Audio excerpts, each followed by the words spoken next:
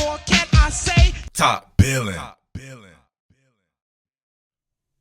Hi, haters. Won't you be my hater? Now listen, now I know why you guys hate Lamar Jackson. He was a guest on the official Baltimore Ravens podcast, and I got a chance to really just listen to this cat talk, which I had never done before. I'll be honest with you. Being in this business 8 years, I try to decompress. So I don't listen to players' interviews. I try not to watch pre-game shows and all that. I'd rather do something else, man. I'd rather be watching combat sports if I can, or strengthening my mind, doing something different, because I'm the type of cat that'll burn out on some shit if I do it too much. I've been doing this for 8 years at various mediums and platforms and everything like that.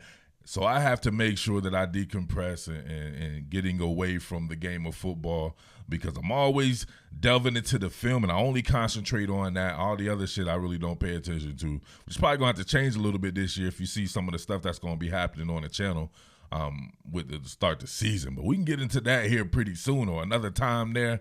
But Lamar Jackson, I know why he's pissing you haters off by listening to his interview, and he's got your boy hyped up over here. Man, I feel like the Ravens can do something special this year. He genuinely comes off as thinking the Ravens can do something special. I love the way he talks. I like the fact that this man is not getting credit for his football brain. And I always wondered if we can hear the haters. I was like, can he hear the haters? Is he one of these cats that's on social media, or these cats can get to him or whatever like that? But he sheds light on that, and man, it's awesome. It really hits close to home. And man, make sure if you haven't already, check out my part 1, 2, and 3 of Lamar Jackson study. I do the film thing, do the breakdown as far as everything surrounding this cat. So I think it's some really good work. Almost an hour and a half of content, part 1, 2, and 3. The film work is dope. I show this man going through his primary, secondary, tertiary read, hitting the check, sight adjust, being able to detach from the pocket and still hit someone in stride. The man can play from the pocket. He can think the game through, able to read defenses. Just shit he doesn't get credit for. Everybody always wants to talk about his athleticism, and that's cool or whatever like that. But to me, what makes his athleticism great is the fact that this guy is a really good quarterback as well.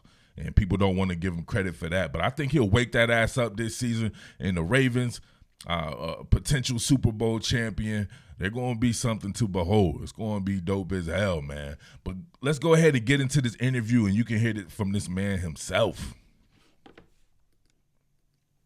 So, Lamar, the other big story for you this offseason, and we're going to give you the chance to break some news right here on the Lounge Podcast. There's lots to talk about your contract, so go ahead.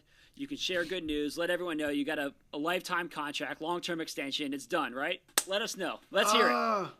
You know, hopefully it's coming soon, but I'm not worried about that right now. You know, I still got 2 more years left on my first one, and I'm worried about getting my Super Bowl here to bring it back home so we can celebrate that and we can focus on that. So, yeah. All right. What? Come on, man. How many guys you see, like, these guys try to set people up for debate and stuff in some of these interviews, right? Like, the question itself is goofy, in my opinion, right? If something was going on with this man's contract, whatever like that, you've heard about it. So you're setting this man up for the okie doke. Nobody wants to hear some professional athlete talk about their contract first and foremost. And don't nobody want to hear, right, some professional athlete who looks like Lamar Jackson talk about it, because they're already feeling inadequate anyway, right? So you think they want to hear about that shit, but he answered that shit perfectly, and you can tell that it was real, right? He's not worried about that shit. He's trying to win, and he's trying to win a Super Bowl. He said that the rest will take care of itself, and I can dig that, man. Like, you can only control what you can control.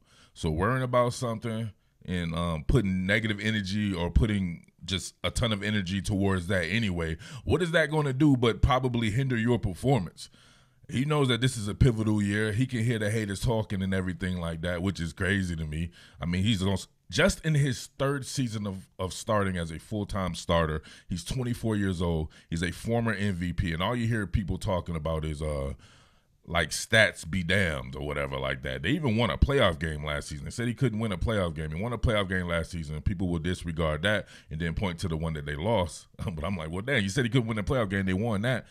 You do this. You say that his stats don't matter, even though his passing stats are as good as literally anyone's. If we're talking about efficiency or whatever like that, he's as good as anyone almost in the history of the NFL with that. But you don't want to give him credit for that. So you'll talk about his athleticism and another shit like that he'll talk about that I think is cool. But you can tell this is genuine, straight up. Like, check this out.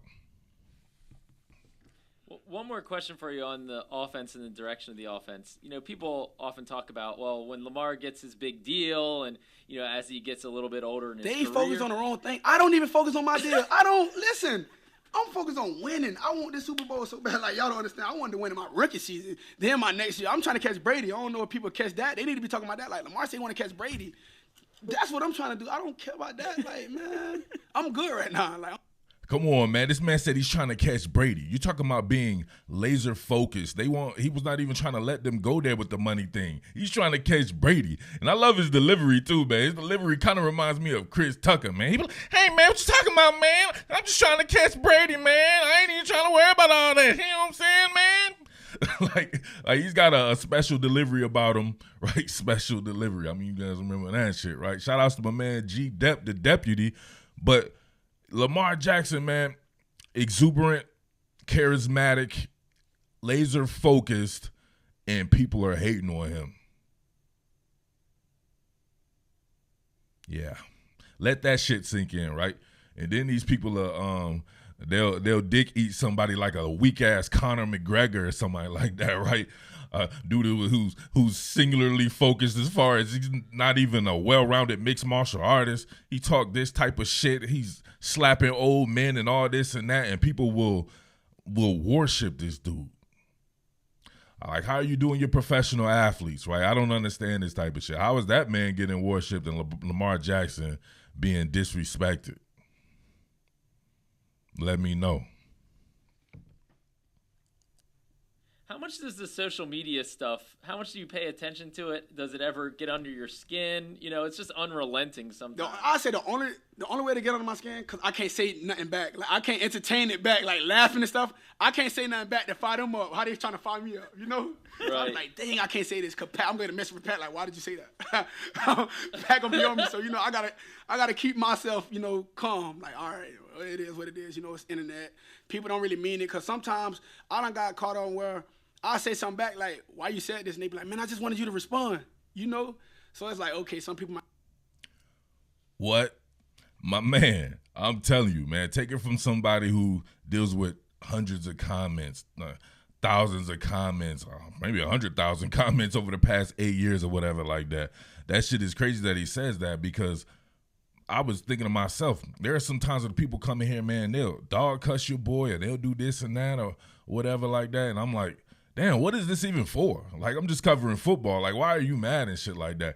And then I'll say something to them, and they'll be like, oh, man, I didn't think you would respond or stuff like that. I'm like, why are you trying to get somebody's attention like that? What type of beta male shit is that?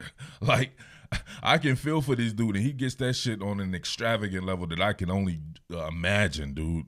And imagine being that good at your job, being that successful, winning and everything, being that young, having those accolades.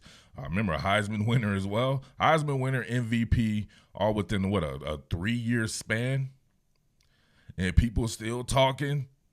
Like, come on, man, that shit has to be taxing. But I can see him using that shit to fuel him, and I can see that shit fueling this guy to greatness. He's already great. So, you know what I'm saying? We don't got to beat around the bush or nothing like that. The guy is already great, so you got to give him props for that. But I always think that's crazy right there. I mean it that way. They might F him, this and that. Like, you don't even know me. So it's F me because your team, this team, you like them more? Like, okay, I'm trying to win you over. How about that? Look at that, man. That always kills me anyway. Somebody come and say F you and all this, that over some sports comments. I'm like, what type of virgin are you? You know what I'm saying? You're an organic virgin. You're on that forced virginship, right? You know what I'm saying? You might bust off if you even barely touch the titty. You might motherfucking brush up against it or something like that and bust off, because that type of stuff to me does not make any sense. Like, what type of fandom type stuff is that? You got people who play in the game that won't even do that. right? They won't even ride that hard for their team. They know it's just a sport, but these people will go out of their way to make some shit and try to be a tough guy on the internet and everything like that. And I couldn't imagine talking to somebody playing the game and seeking them out just to say crazy shit like that too. So, you know what I'm saying? Let that be a lesson for you guys out there. Chance to shut a lot of people up this year, I think, with this passing game and the way it looks so far in practice. Ooh. Don't tell him too much, Ron. Don't tell him too much. I'm about to stand up in the mic. Don't tell him too much. He can't throw here running back. What did he just say? He can't throw. He's a running back. Now, how many times do we hear that shit, right? I've barely been covering the Ravens for a month or something like that, right? And I've heard this shit about 100 times. Imagine how many times this dude hears that. That's that go along, get along gang shit that people are parroting from social media. How are you parroting some shit from somebody who doesn't even understand the game? Right? If you're watching the film or whatever like that, you should not even fix your mouth up to even remotely form the words running back dealing with this dude. But that's just the disrespect shit. And it does not have anything to do with this man's football skill set. We know what this derives from. People would sit up there and say that about him, but there are guys who are very good athletic quarterbacks like a Josh Allen who threw more interceptions than touchdowns, who was completing like 53% of his passes for an entire season, and nobody said that his big athletic ass should be a tight end. Why would Lamar Jackson need to be a running back? You don't think Josh Allen, right, if you feel that way about Lamar Jackson's athleticism, you don't think Josh Allen at 6'5", 240 with his type of athleticism could be a dope-ass tight end if you want to be disrespectful? But they won't go there with him and say that. So this guy is actually hearing this shit. I was wondering about that, so he said it. Right? He's not a QB. He's a running back. But you see how he got, you know what I'm saying? You see his reaction from when they talked about the passing game? That shit gets me excited, man. All you got to do is let these dudes talk, and they'll tell you what's going on. If you've been in the business or whatever like that, you let them talk. They'll tell you what's popping. Yeah, run it back. I like it, all right. I'm doing a little dance. We're getting ready to show them. So what can we expect, Lamar? How sick nasty is this passing offense about to be? Man, I be looking at myself like, I don't know where this come from. You know, it been there, but it's like, where this come from? Like, this demeanor. Like, you got to prove them wrong. Then I got these receivers like Hollywood. Then I got Bateman. Then I got Sammy. You know, then I got Duve. Then I got James. Then I got Tylen. Then we got Miles, like, then we got Mark. Like, we got something we work. What? No, all in one off season. To me, that's what was necessary, to add in a good 3 legitimate receivers to kind of shift people around. He's always going to name Hollywood first. Now, I don't want to get on Hollywood Brown. I don't want people to think that I don't like Hollywood Brown. I love Hollywood Brown. I think he's a very good talent. I don't think he's a number one receiver. I think he's a complimentary receiver, maybe a 1B type, if that, or just maybe a number 2 receiver. There's nothing wrong with that. There's been plenty of number 2 receivers that have been stars. However, I think a guy like Rashad Bateman has a chance to be a high-volume guy who can break tackles and do. Same thing with Tylen Wallace. And then, of course, you got to factor in Mark Andrews, who's, man, you know what I'm saying? Mark Andrews could perhaps be the best tight end in the game, depending on what goes on. He definitely has the talent to do that, but at the very least, he's a top 5, maybe top 4. So, and then he mentioned Devin Duvernay, a guy who I absolutely love, who I'll be doing something on here pretty soon with the type of shit that he can do. And he still mentioned Miles Boykin and guys like that, and James Prochet. That's a ton of talent to be throwing to, man. That's something. If you let that all develop and cultivate and not rush it and everything, so people are going to rush this shit. He's got to win the Super Bowl this year, even though he's only 24. Even though Peyton Manning, my all-time favorite quarterback, I don't think he won a playoff game till he was like 26, 27 years old or something like that, let alone won the Super Bowl. So not everybody's on the same trajectory, but you got to respect the path that this guy is on, and he feels it and he knows it, right? So he said, where's this demeanor come from? He's feeling it. That's because he's around more talent. He said he's always been there, but he's never been around talent before. At Louisville, or a surplus of talent. At Louisville, he didn't really have anybody. Name somebody from Louisville that's in the NFL from his offense, right? I can't tell you. The guy who he took over for at quarterback, I guess, ended up being a receiver. He's out of the league. He didn't last. Reggie Bonifant. So I can't really think of anybody but and in Baltimore or whatever like that. No, outside of Mark Andrews, and we got to give Hollywood Brown a little bit of credit, but no just number one type receiver, right? Mark Andrews is that, but he's not a receiver.